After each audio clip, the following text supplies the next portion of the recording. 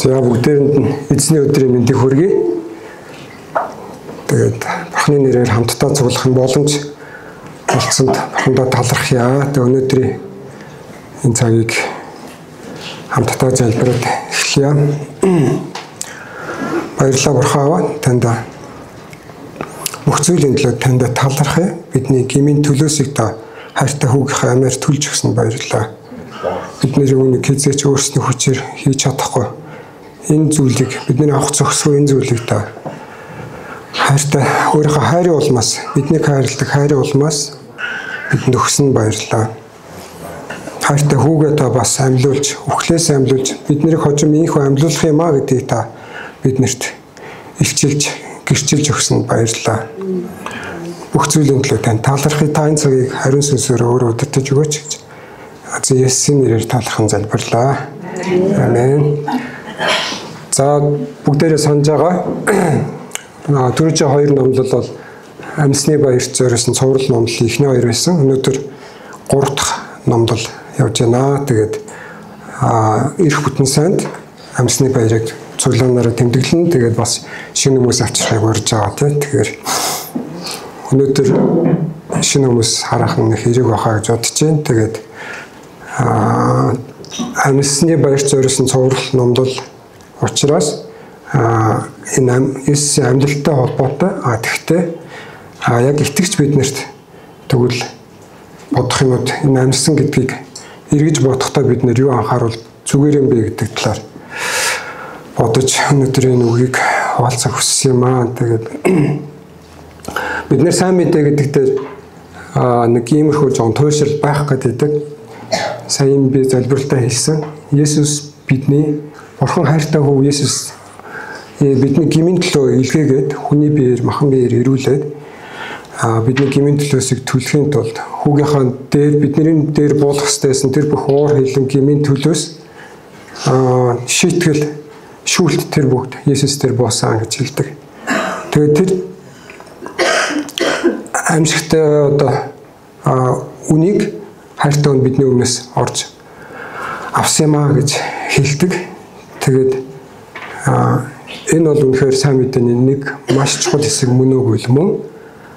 Тэгээд орогдуулж болохгүй бас нөгөө нэг хэсэг нөгөө сайн мэдээ мөн үнцэнтэй хоёр хэсгээс бүрдэж байгаа.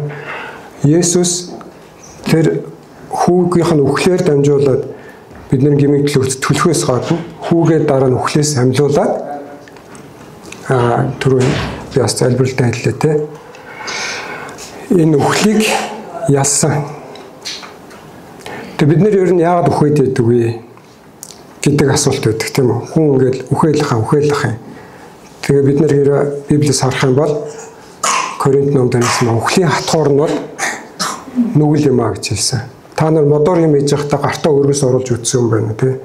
Амар авчмаар ингээд айгу түүхтэй байдаг чинь ингээд мэдрэгдээд байдаг. Бид нэр тийм хатгуур буюу өргөс байгаа учраас бид нэр ингээд төрхөн үн үхэх нь гэдэг манай байж цэцэг дөрвч номлолтой бас дурдчихжээ. Тэгээд үхээс өөр юм сонголтгүй хой зай маань юм шиг ийм байгаад байдаг. Тэгэхээр тэр үхэл гэдэг зүйлийг Есүс амьдуулсан амьдлалтаараа Бурхан ялсан юм аа. Тэр биднийг боолчлоод байдаг, бидний махан биеийг үхүүлээд байдаг тэр нүглийг бид нар ялах тэр боломжийг Бурхан өгсөн баг. Хэдийгээр бидний махан бие энэ хэсэг хугацааны дараа одоо ингээд төгсөх ч гэсэн сүнсний хувьд тэгээ бидний ирээдүйд амьлах махан бие маань ямар авах вэ гэдэг талаар зөндөө бас ишлүүд байдаг. Тэр зүйл боломжтой болох юм а гэдэг. Тэгэхээр сайн мэдээ гэдэг маань ийм хоёр хэсгээс бүрдэж байгаа маа. Есүсийн үхэл, Есүсийн амьлал. Тэгэхээр энэ амьлал гэдгийг бид нэр сайн мэдээ ярьж байхдаа заавал давхар марталгүйгээр бодож явах хэрэгтэй. Есүс амьсан учраас нөгөө хулж байгаад байсан, зүхтаад байсан, Есүсийг үгүйсгээд байсан, шарханд нь хуруугаа ихээс нааш итгэхгүй гэдээсэн хүмүүс итгэсэн баг. Дагалдагч нарын хүртэл итгэсэн баг тийм. Тэгээд тэр байтугай энэ сайн мэдээний төлөө амиа өгөхөсч буцахгүйгээр зүрх зоригтой болсон сайн мэдээг тарах гал халан хүсэл эрмэлзэл тэр хүмүүсийн дотор ингээд дүүрэлцэн ассан, шатсан байгаа. Тэгээд энэ Есүсийн амьдлал гэж байхгүй бол 1-р Коринт 15 яг энэ Есүсийн амьдлал сайн мэдээтэй холбоотой хамгийн алдартай бүлгүүдийн нэг. Христ амьдлуулагдаагүй бидний тунхаглал хоосон, та нар итгэж хоосон болно гэж хэлж. Хэрвээ Есүс үхэл дууссан бол энэ бүх сайн мэдээ, энэ бүх Есүсийн яриад байсан зүйлүүд, үйлдэл байсан гайхамшигуд энэ бүх ямар ч утга учиргүй үнцэнэг болох гэдсэн. Сайн зөв зорилгын төлөө нас орсон маш олон хүмүүс байдаг. Баатарлагаар нас орсон хүмүүс, их орныхоо төлөө, хайртай гэр бүлийнхэн гишүүдийн төлөө гэдэг ч юм уу. Тэгэл нэг тийм ээлжит нэгэн баатарлагаар нас орсон хүн байх байсан юм уу үгүй. Есүс үхлийг ялсан. Нөгөө сайн Библиэлд үхлээс амьсан хүмүүсийн тухай гардаг. Гэхдээ тэр амьдлуудаас Есүсийн амьлалт ямар ялгаатай гэвэл тэгж амьсан Лазар өнөдөр одоо нөгөө охин байна уу, залуу байна уу те. Өөр олон жишээнүүд байгаа. Тэд нэр хэсэг хугацаануудаар ахаад үхсэн. Тухайд махан бие амьдралаас үхлээс түр амьсан боловч буцаад үхсэн. Есүс бол тэнгэр рүү шууд оцсон ба. Нэг амьдсан чигээрээ. Тэгэхээр Христ амьдлуулагдаагүй бол бид нэр худалч болно, бидний тунхаглал хоосон болно, итгэл хоосон болно. Зүгээр л идэж угаал амьдрал да. Тэгэхгүй энэ хороогийн хүмүүсээс хамгийн хөөрхөлт өргөдөлтөнд бид нэр болно. Юуны төлөө ингэж сайн мэдээ Есүс гээд амьдраад байгаа юм бэ гэдэг. Энэ бүх юмнууд чинь амьдрал байхгүй бол утга учир болохгүй болох гээд байна гэж хэлдэг. Тэгэхээр нөгөө хүмүүсийн олон янзаар ангилж болно. Тэрний нэг нь болохоор юм боддгоо гэж бас болох юм шиг те. Амьдралын утга учирыг ирж хайдаг, эргцүүлдэг. Би ер нь ягч төрсөн. Амьдралын гарал үүсэл, ертөнцийн гарал үүсэл хаана нь үхлийн дараа юу хүлээж байгаа юм бол юу ч хүлээхгүй юм бол оргоо оосон юм уу? Юу ч мэдэхгүй тэгэл харанхууд ингээл шорон болгодоод бүх юм дуусаа юу? Энэ талаар зөндөө хүмүүс эргцүүлсэн, эрэл хайгуул хийсэн, даяанчсан, зарим нь агууд суусан. Тэгээд өөрөөсөө дүгнэлт хийсэн, зарим нь гүн хан болсон, зарим нь шашин болсон те. Тэгээ энэ бүх зүйлүүдээс хэрвээ Есүс амьлаагүй бол ээлжид нэг ийм л зүйлүүд нэг байх. Дэлхийд олон юм байгаа. Буддизм, лал юу гэдэг те. Тим гүн хантны урсгал гэдэг ч юм. Тэрнээс гол ялгарх, цорын ганц ялгарх. Яагаад хүмүүсийг идэвхжүүлдэг тэр юу байдаг те. Би бол цорын ганц зам, цорын ганц үнэн, цорын ганц ам буюу амийг ихсруулж байна гэж. Яагаад өөрийгөө нөгөө нэг бид нар танаа Христийн шашныг үүсгээгүй шүү дээ. Та нар тэр Христэд итгэлтэй. Бид нэр энэ боддоо итгэж чинь. Та нар яагаад өөрсдөө цорын ганц зүг гэж итгээ зүтгээд ингээд бидний энэ шашин руу дайраад байгаа үүсгээд байгаа гэж хүмүүс хэлэх гээд байдаг. Тэгэхээр бид нэр үнэн юмыг яач чадахгүй. Тэр шашнуудад тэр одоо үндэслэгч нар тэр эрэл хаагуул хийсэн хүмүүс ялгаагүй л хүмүүсийн нэг адил үхсэн баг. Үхэл дууссан баг. Үүгээрээ бидний энэ Христ итгэл бол тэр босод шашнуудтай зүйрлэшгүй тийм үнцэнтэй тийм зүйл байна. Хүмүүс тэгээд энэ эрэл хаагуул хийж агаад сүулдэ юу болгож хуургадаг вэхээр янз бүрийн зан үйлээс чимэглээд нөгөө нэг одоо Монголд байгаа буддизм бол буддизмын холимог юм уурах шиг юм байгаа. Нэг буддизм яг мөн чанар тэр юмнууд нь бол байхгүй, бараг байхгүй гэж хэлдэг тийм үү. Яг тэрнтэй адилхан гадаадд Христ итгэл олон зуун жил болсон гэдэг гадаадд бас Христ итгэл яг ийм болон хуурхацсан байгаа. Нэр нь Христийн шашин гэж байгаа боловч яг энэ зан үйлээр чимэглээд мөн чанар нь байхгүй болсон. Тэр хүмүүсийн байгаа байдлыг харах юм бол зөвхөн шашинчсан байна. Тэгэхээр ийм бидний итгэж байгаа итгэл үнэмшил бол итгэл үнэмшил юм а, шашин биш юм а гэж хэлээд байна. Тэгээ би нөгөө содногчийнхаа нөхөр буюу нах зах нэгтэй байхаа тэр хэлдэг хэлэх гээд байна л да. Энэ бол шашин биш ээ, энэ бол итгэл үнэмшил юм а. Тэр нэг хүмүүсийн зан үйлээр чимэглээ, зан үйлээр өөрсдөө тайвшруулад хуураад би нэг юмд итгэж байгаа даа гэд тэгсээр нэ амьдралыг харах юм бол тэр хүмүүс яг л махан биеийн юу үсч түүнийхээ дагуу бүх юмаа хүсэл өөрийгөө хязгаарлахгүйгээр амьдарч яадаг ийм зүйл байгаа. За тэгээд амьдралтай холбоотой Библиэлд маш олон ишлүүд байгаа л да. Тэгэхээр би өнөөдөр энэ 1-р Петрийн 1-р бүлгээс товчхон нэг хэдэн цөөхөн ишлийг хуваалцъя гэж бодсон. Яагаад тэгсэн бэ гэдгийг би явцсан нэг тайлбарлая. За тэгэхээр энэ 1-р Петрийн загтлыг болохоор хэн бичсэн мэдээж ойлгомжтой тий. Есүсийн 10 элчнэрийн нэг Петр бичсэн байна. Тэгээд хэн дандаж бичсэн нь загтлын ихэнд байна. За бүгдээр эхлээд энийг уншиж одоо 9-р ишлэгийг дуустал уншижээ. Есүс Христийн элч Петрээс Понт, Галат, Каппадок, Аз болон Битүнд тархсан төр суурьшигч нарт Та нар Бурхан эцгийн урьдаас харсны дагуу сүнсний ариусгалаар Есүс Христэд дуулууртай байх болон түүний цусаар цацуулахын тулд сонгогдсон билээ.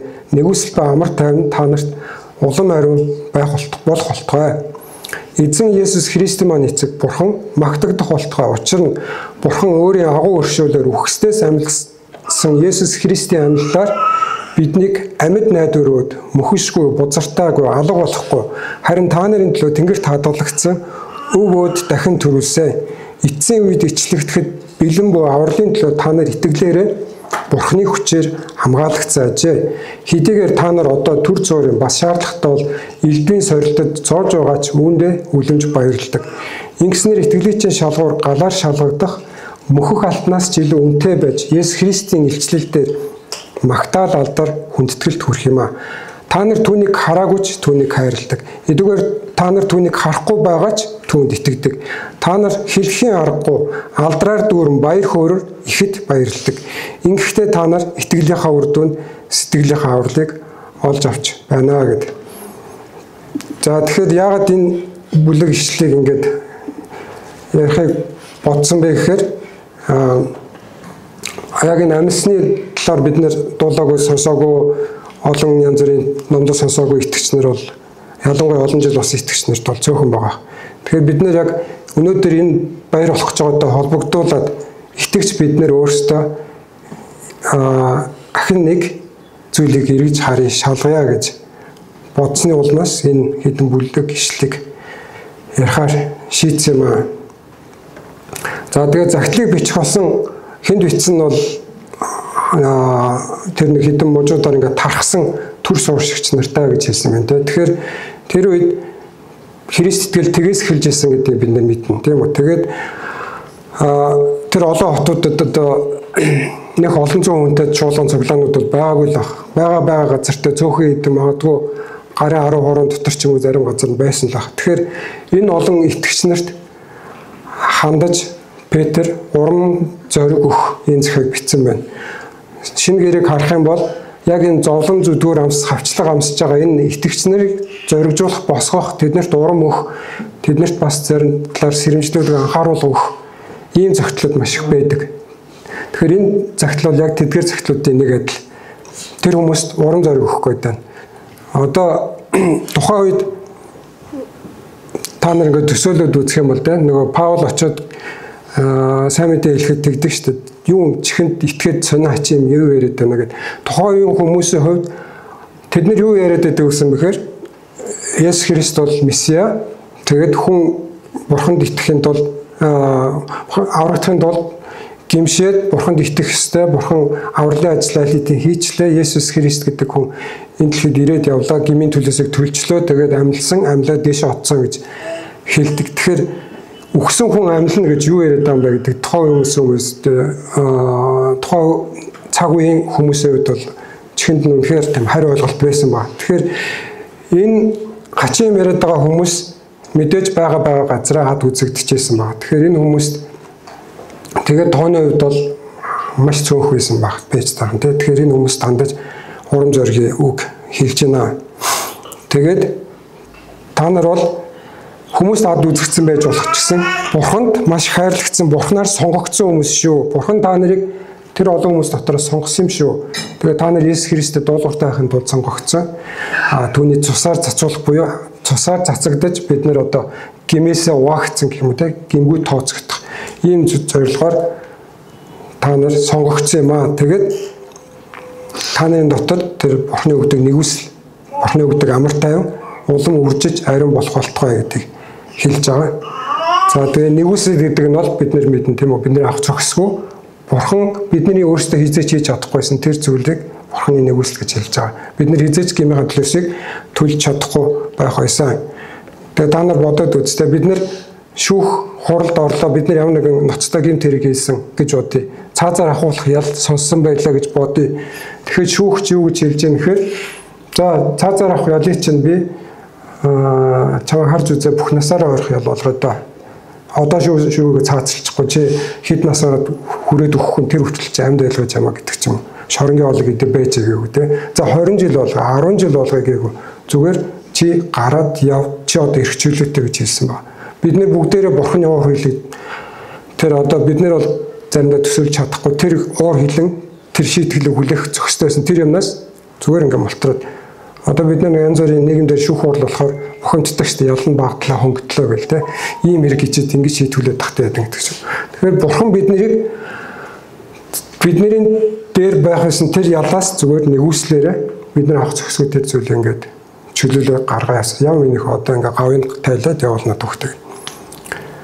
Амартай Бурхан биднэрт Иохан номдэр хэлсэн байдаг. Энэ дэлхийн өгдөггүй тэр амар тайвныг өгдөгөө гэж хэлсэн. Тэгэхээр бид нэр Бурханы амар тайвнаар байж ах үед дүүрсэн байх үед бид нэр ямар ч нөхцөл байдлаас үл хамааран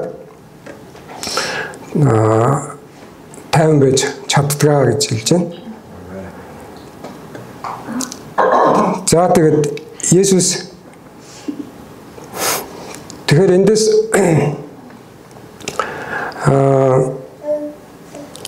саяны уншсан 9 ишлээс би гол хэрэгжлэх байгаа санаа руугаа ер нь шууд орсон дээр болов гэж бодлоо. Тэгэхээр энэ дээр нэг үг гарч байгаа. За эхлээд энэ юг үзье. Хамгаалагдсан гэдэг 5 дугаар ишлэлийг харъя. Эцсийн үед илчлэгдэхэд бэлэн буй авралын төлөө та нар итгэлээрээ Бурханы хүчээр хамгаалагдсан ажээ. Итгэлээрээ гэдэг нь хамаатуулах төгсгөлтэй тийм үү? Өөрөөр хэлбэл энэ бол биднээс хамаарч байна. Бид нэр итгэлээрээ дамжуулж хамгаалагдах юм байна. Нөгөө талаас хоёр юм байгаа юм. Нөгөөх нь Бурханы хүчээр хамгаалагдах юм байна бид. Бурхан бидний тэр мөнхийн улсад орохгүй байх ямар ч юмнаас хамгаална гэдэг нь за Ром 8 дугаар бүлэгтэр байгаа тэрийг бүгдээр хамтдаа харъя.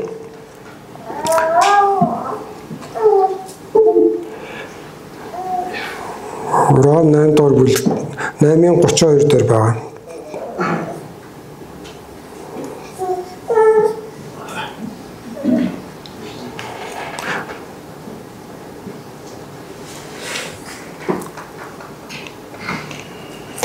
За 37-аас уучлаарай. Харин бид энэ бүхний дор биднийг хайрладаг түүгээр дамжуулан бүрэн ялдгаа учир нь үхэлч, амьч, тэнгэр элч нарч, эрх баригчдч, өнөөгийн юмсч, ирэх юмсч, хүчич, өндөрч, гүнч, өөр ямар ч бүтээл бидний эзэн Христ Есүсийн доторх Бурханы хайраас биднийг салгаж чадахгүй гэж хэлсэн ба. Тэгэхээр өөрөөр хэлбэл Бурханы хайраас салгаж чадах гадны хүчин зүйл байхгүй гэж хэлээд байгаа байхгүй. Сатан хүчтэй учраас нөхцөл байдал зовлон бэрхшээл хүчтэй учраас энэ маань ингээд алдагдчихлаа өөр хүмүүх авир орж чадсангүй дээ. Гэх юм энэ дэлхийд нэгч байхгүй гэж хэлээд байгаа. Энд ганц л юм байхгүй. Тэрний өгвөл бидний итгэл. Бидний итгэлгүй байгаас Бурхан биднийг өөрөөс минь хамгаалж чадахгүй. Бидний итгэлээ одвол Бурхан тэрэн дээр яаж чадахгүй. Биднэрт тэр сонгох эрхчлэл байгаа даа.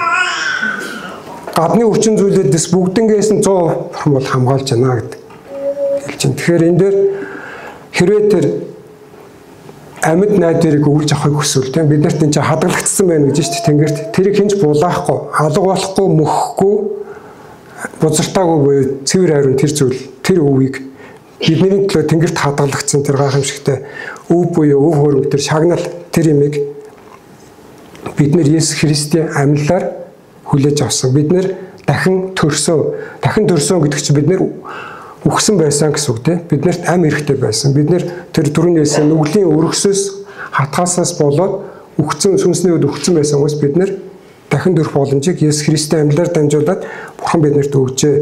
Тэгээд Бурхан өөрийнхөө хүчээр бид нарыг гадны бүх хүчин зүйлүүдээс 100% хамгаалсан байна.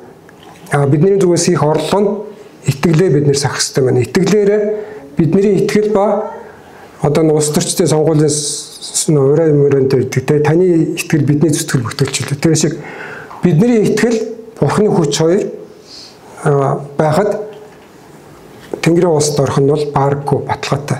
Ийм зүйл байна. Тэгээд энэ амралт хизээ илчлэгдэх вэ гэвэл эцсийн өдрүүдэд илчлэгдэх юм тийм. За тэгээд одоо яг ярих цаа гол сэдвүүрээ оръё. Хэдийгээр та нар одоо төр зуурын бас шаардлагатай бол элдвийн сорилтод зорж байгаач үүндээ үлэмж баярладаг гэж хэлж байна. Яг энэ төстэй ишл хаана байдаг вэ? Яаков номдэр байдаг тийм. Юу гэж хэлдэг вэ? Ах トゥ р нар минь элдвийн сорилтонд орохдоо үүнийг бүрэн баяр хөөр гэж үзээ. Яаков номдэр бас хаад итгэлийн шалгуурын тухай байдаг. Энэ дээр бас итгэлийн шалгуур. Тэг хүний мөн чанар бол одоо энэ зовлон бэрхшээл дуртай хүн байхгүй тийм үү? Зовлон бэрхшээл бидний амьдралд ороод ирэх юм бол бушуухан шиг л амьдралаасаа гаргаж явуулах, тэр асуудлыг шийдэх, нуруунаасаа зайлуулах, тэр сэгсрээд холдуулах асуудлыг ардаа үлдэхийг хүсдэг. Гэтэл энэ чинь эсрэгээр нь баярл гэж хэлээд байгаа байхгүй. Яагаад баярл гэдэг вэ?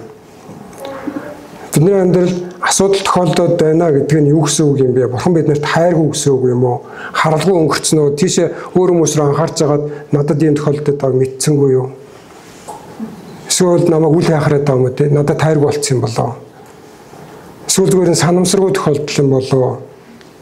Эсвэл намайг сорж багтаа анхах гэдэг юм болоо. Гэвэл үгүй байна. Бурхан мэдж байгаа. Гэхдээ тэрийг бидний амьдрал зөвшөөрдөг. Яагаад? Бурхан бидний итгэлийг шалгах гээд байгаа цаа зорилго нь юу юм бэ? За төмрөөгийн итгэл яг ямар юм бол доо нэг шалгахтай байц гэдэг ч юм уу те. Шалгаж үзснэ. За эн чинь бүр өстө бодсноос хамаагүй юу байсан бэ гэдэг ч юм те. Энэ хайранд яг хөтэ нэг байна. Чи нэг гайхшруулж чадлаа гэдэг ч юм. Тэгээд одоо Бурхан бидний сюрприз зорж чадахгүй тийм үү? Бурхан биднийхээ итгэлийн хэр хэмжээг мэдж байгаа, ямар хөө төвшөнд итгэж байгааг мэдж байгаа, цаад сэтэл хандлага бүгдийг маань нэвт харж байгаа мэдж байгаа. Тэгвэл одоо хүнд хэрэгтэй юм бэ? Итгэлийн шалгуур гэдэг зүйл. Биднэрт өөрсдөнд маань хэрэгтэй. Яагаад гэвэл хүн өөрийгөө зөв шүүхтэй өрүүлж асуудалтай байдаг. Хүн өөрийнхөө талаар магадгүй бодох ёстойгоос илүүтэйгээр бодсон байж магадгүй. Өөрийнхөө талаар андууруу буруу бодол тэгээ гэж магадгүй. Миний итгэл бол ер нь давгүй гэд тайвширсан жоо назгаа явж иж магадгүй. Тэгээд нэг та нар нэг тог шалгадаг тестерийг мэдэн шүү дээ. Ингээд нэг барьж үзээд тог байна гэдэг. Тэгээд ингээд шалгаж үзээд юм дуурахгүй дохиомхоо яахгүй нэг зүүм хөдлөхгүй бол эн чинь итгэл бүр тог байж таа гэдэг. Тийм юу? Хүнд хэрэгтэй гэвэл биднэрт хэрэгтэй байх нэ. Тэгэхээр бид нэр хизээд өгвөл энэ итгэл маань яг жинхэнэ ёсоор шалгагддаг юм бэ. Амьдрал одоо хэвийн үргэлжилж байгаа үед асуудал ноцтой юм гараагүй үед бид нэр энэ итгэл яг сайн шалгагдаж чадахгүй тодорхой хэмжээр шалгагдаж магадгүй. Гэхдээ яг тийм 100% шалгахад хэцүү тийм үү. Хизээ бид нэр яг шалгардаг гэвэл асуудал зовлон бэрхшээл нэлээд ноцтой чинээндээ тулсан хоолой дутаа туулгасан аюул занал хийл тулгарсан ч юм уу те алдах юм маань маш их байгаа ч юм уу. Энэ үед бид нэр яг хин нэмбэ гэдэг маань гарч ирнэ. Бид нэр одоо нэг баг хуулагдана гэдэг юм уу те. Тэгэхээр нөгөө энэ итгэлтэй холбоотой олон юмуд байдаг шүү дээ. Жинхэнэ итгэл, амьд итгэл, үйлсээр батлагддаг итгэл, хуурамч итгэл, үхмэл итгэл, үйлсгүй итгэл. Тэгэхээр биднэрт яг ямар төрлийн итгэл нь вэ гэдэг энэ зүйл маань саяны нөхцөл байдалд шалгагдах нэ. Хүнд хэрэгтэй гэвэл надад өөрт маань хэрэгтэй байх нэ. Та нар химийн хичээл дээр лакмусын цаас юм гэдэг тийм үү? Лакмусын цаасыг дүрж үзээд хүчлэн байна шүлтэн юм байна гэдэг.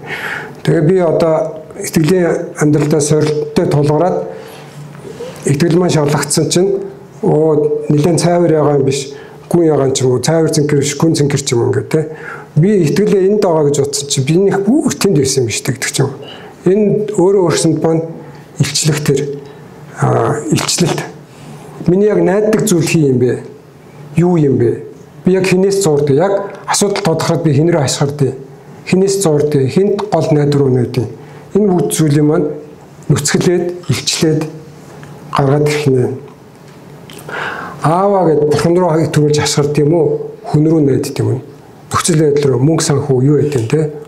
Холбоо харилцаа таньдаг хүн тиймэр найддаг юм уу? Би яг итгэлээрээ зөв зам дээр явж гин үгүй юу? Эсвэл би өөрөө өөртөө итгэх найдаад байна уу? Хүмүүс намайг бол одоо 20 жил явж байгаа цуглаанд итгэж үйлчлэлийн баг дэвдэгдэг гэл лаглаг бодож магадгүй. Тэгсэн чинь үнэ хэрэг дээр би чинь гэдэг ч юм те. Би өөрийгөө ингэж бодож идэл чинь үнэ хэрэг дээр би ч өөрийгөө би ер нь шалгах гээд байна л да. Хожимдсан ухаарл байхгүй тул энэ шалгалтанд биднэрт сайн, биднэрт хэрэгтэй. Тэгээд одоо энэ саяны 2 Якобс гадна Ром 5 дээр бас хэлсэн байдаг шүү дээ. Золонтойдоо баярлалгаа гэж хэлсэн байдаг тийм.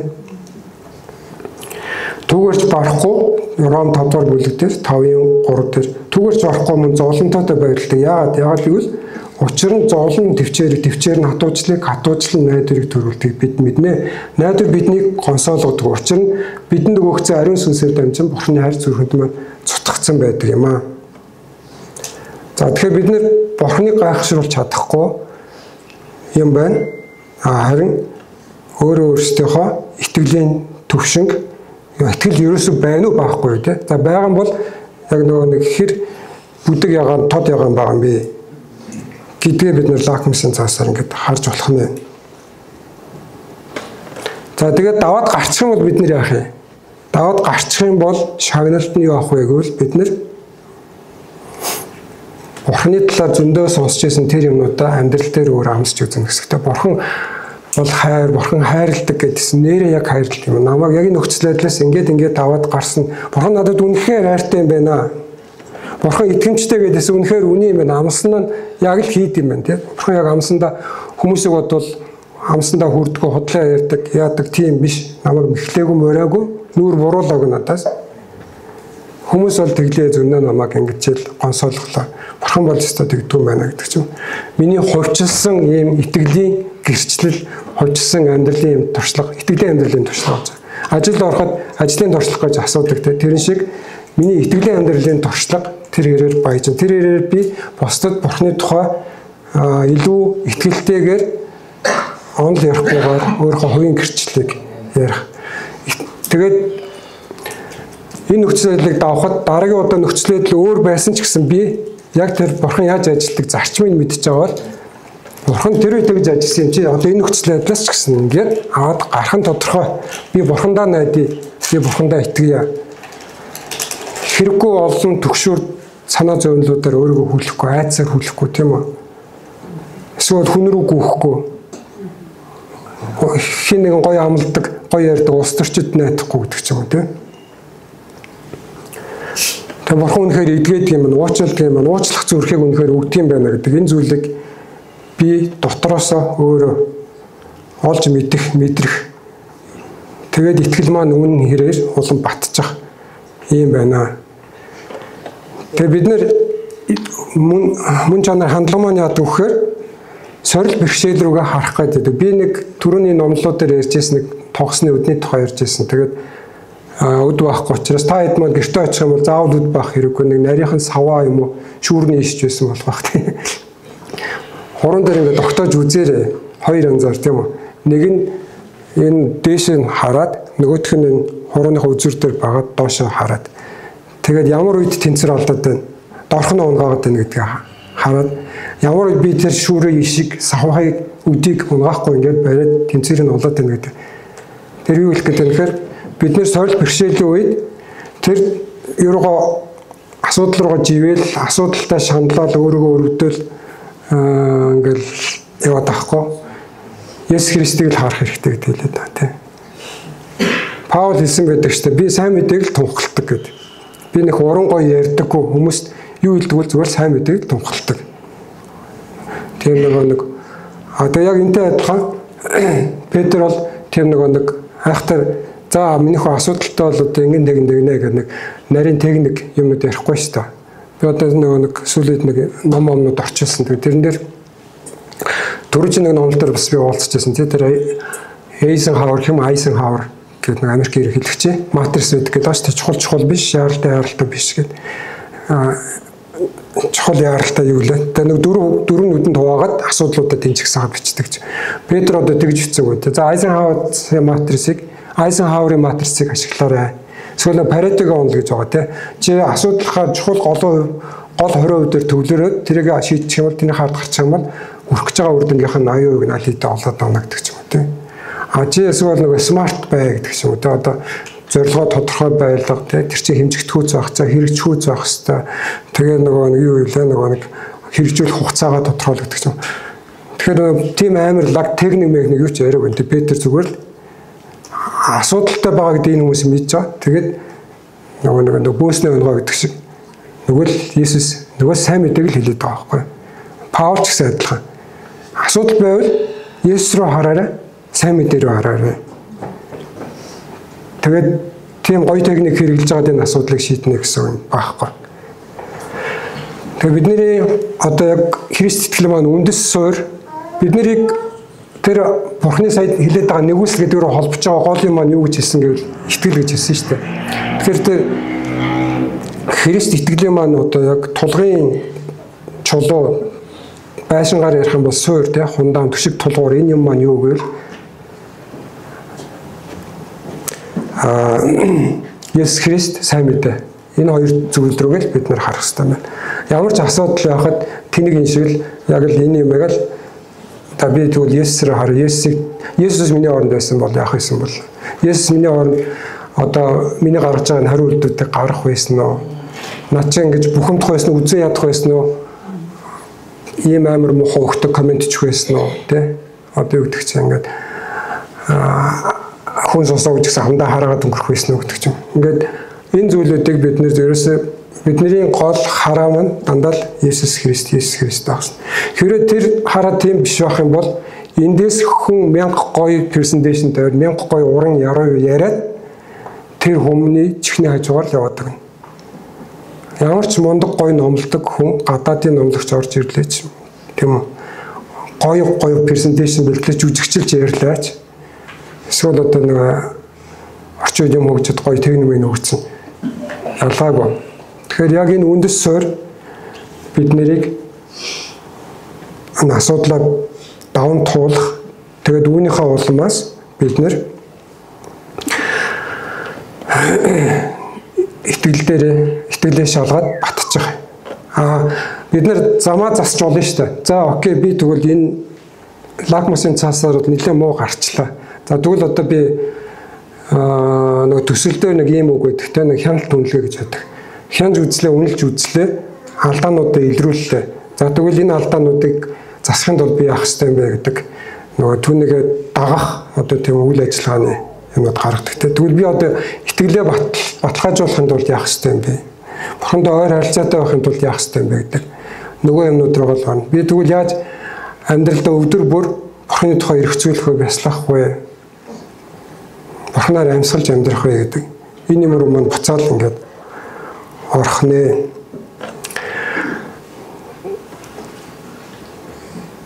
Тэгэхээр өнөөдрийн гол сэдэв маань тэгээд энэ нөгөө гал авшаа алттай зөөрсөн байгаа тий. Тэр үед цаасан мөнгө гэж байхгүй одоо нөгөө алт мөнгө зис юу гэдэг тийм зоосоор намаарилж яадаг гэсэн. Тинхэн алтан хурамж алтан үүдгийг хазаж үзэн тийм өмсгөл галт барьж үзээд алтч одоо хамгийн тэр нөгөө янз бүрийн юм төсвөртэй юу гэдэг байгаа шүү дээ тий. Тэгэхээр галаар шалгагддаг алт ч гэсэн мөхтгөө гэж хэлээд байгаа. Яг энэ алтны дахиад доор нэгдүгээр бид тэр нөгөө 18 дугаар ишлэлээр байгаа. Алт мөнгө мэтийн устгах зүйлээр бид нэр золигдож авагдаагүй гэж хэлээд байгаа. Тэгэхээр энэ алт мөнгө хичнээн алт одоо үнд цэнтэй байж болно. Одоо хим хуралд ордоггүй байж болно тий. Тэгсэн ч гэсэн бидний энэ зүйл бол энэс хамаагүй л үнцэнтэй маягтай хэлээд байна. Тэгэхээр бидний энэ Коринт номдэр бас тэр яг энэ галаар шалгагдах тухай Паул хэлсэн байдаг. Бид нэр ямар нэг юм ноцтой юмар шалгагдчихэж бид нэр яг жинхэнэ юмдаа итгэсэн юмдаа итгэж нөгөө их таавах юм нь хэлдэг тэр үг ахаад хэл. Бид нэр итгэсэн юмдаа итгэж байгаа мó гэдгээ бид нэр өөрсөндөө нотлох юм байна. Нотлох чадахгүй бол би одоо засвар ирэх юм тийм итгэлийн замдаа.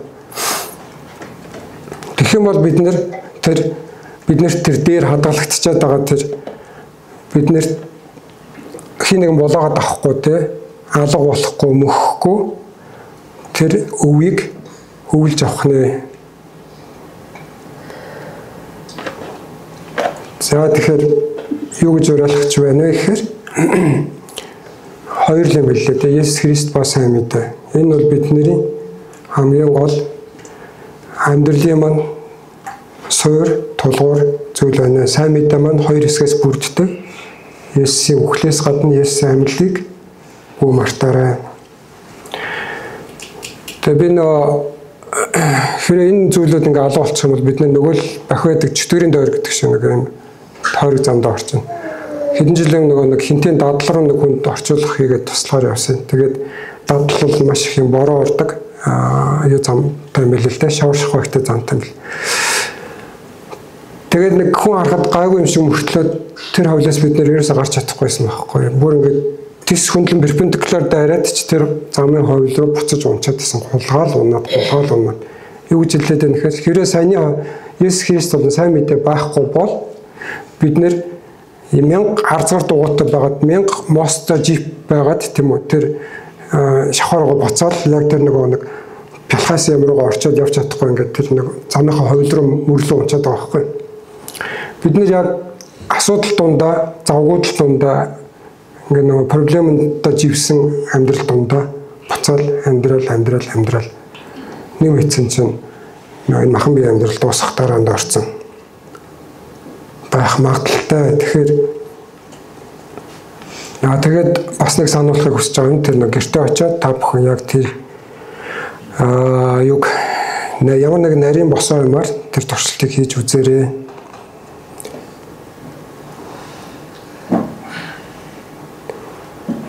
Тэгээд бэрхшээл сойролд ирэх үед би сандаж мэгдэж байна уу? Бусдыг буруутгах байна уу? Азанд найдаж байна уу? Хүмүүс найдаж байна уу? Өөртөө найдаж байна уу? Энэ зүйлүүдээ бас шалгаж үзцгээе. Тэгээ би нэг өөртөө ч гэсэн хэлж байгаа юм. Тэгээд сойрол бэрхшээлүүд заримдаа л амаргүй. Монголын хувьд бол Христ итгэлийн эрхчлөө байна. Бус оронд бол амаргүй байдаг. Тухайн 1-р зууны итгэгч нарт бол бүр амаргүй байсан байгаа. Дөнгөж Христ итгэлийн суурийг тавих гэж байсан. Эдгээр үед шинэ гэрээ гэж байгаагүй. Эдгээр үед сайн мэдээнд итгэсэн итгэгч нарын тоо маш цөөхөн байсан. Тийм учраас энэ зүйлүүдийг дахин саная гэж уриалаад өнөөдрийн цагийг өндөрлөө. Баярлалаа бурхан аваа. Та бидний итгэлийг мэдж байгаа. Бид нэр харин өөрсдийнхөө итгэлийг танд шалгаж мэдхэд та туслаач гэж гуйж байна.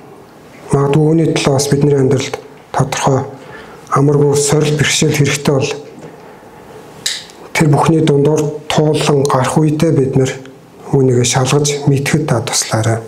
Та хүчийг өгөөрэй.